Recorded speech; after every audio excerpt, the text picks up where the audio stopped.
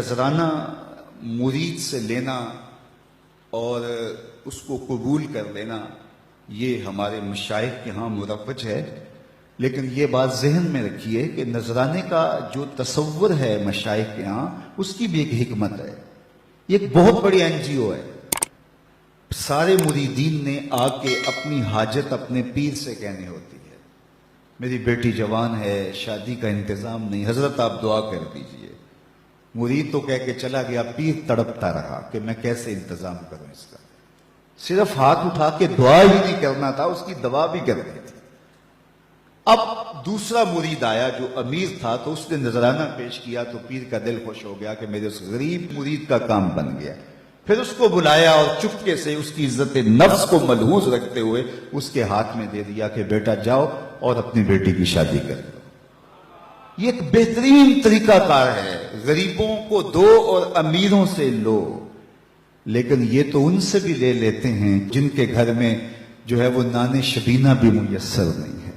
کبھی آپ نے دیکھا ہے کوا بعض اوقات بچوں کے ہاتھ سے روٹی چھین کے لے جاتا ہے، تو یہ اس کوے کی طرح ہوتے ہیں کہ غریبوں سے بھی نذرانہ لے لیتے ہیں، جبکہ ان کے پھٹے ہوئے کپڑے اور ان کی حالت بتا رہی ہوتی ہے کہ یہ مزدور بیچارہ پتہ نہیں آج ان کے گھر میں چولہا بھی جلا ہے یا کہ نہیں۔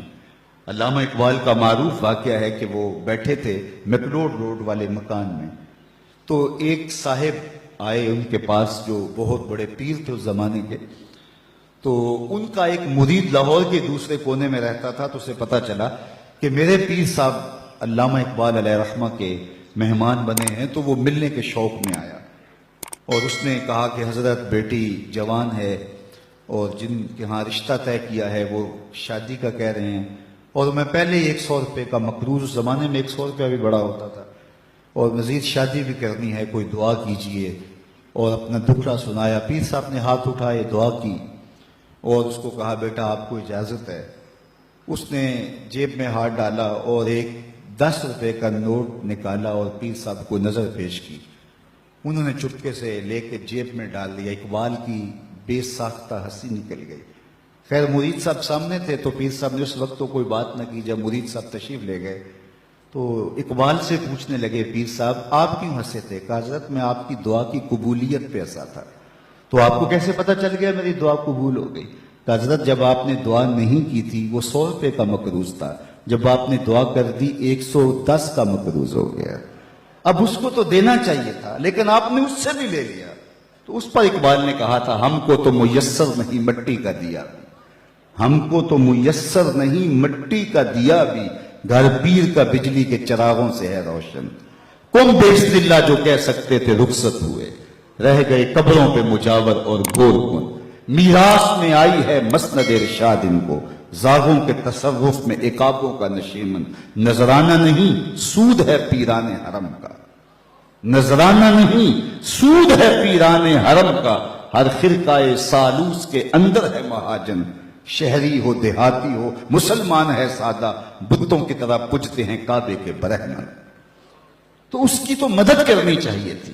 وہ دکھڑا سنانے آیا ہے، بیٹی گھر کی دہلیز پہ بیٹھی ہے، یہ تو اس سے پوچھو جس کی بیٹیاں جوان ہیں اور ان کو رخصت کرنے کے لیے باپ مجبور ہے، کس طرح اس کی راتوں کی نیند اڑ جاتی ہے اور کس طرح دن کا قرار لٹ جاتا ہے، لیکن اس سے بھی 10 روپے وصول کر لیتے ہیں۔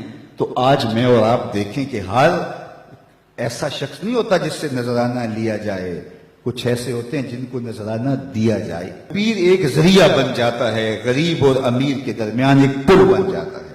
تو نذرانے کا تصور تو ہے طریقت کے اندر، لیکن اس کا یہ مطلب نہیں ہے کہ نذرانے سے پیر کے کتے بھی عیش کریں اور غریب مرید جو ہیں وہ نان شبینہ کو ترسیں، اور پیر ان نذرانوں سے بٹیرے لڑائے اور شادیاں کرے، اور مرید جو ہے وہ بیچارہ نان شبینہ کے لیے ترس ترس کے زندگی گزارے اور بلک بلک کے موت کی آغوش میں اتر جائے۔ اس لیے نذرانے کے تصور کا انکار نہیں، لیکن اس کا مصرف کیا ہونا چاہیے یہ پیر کی ذمہ داریاں ہیں۔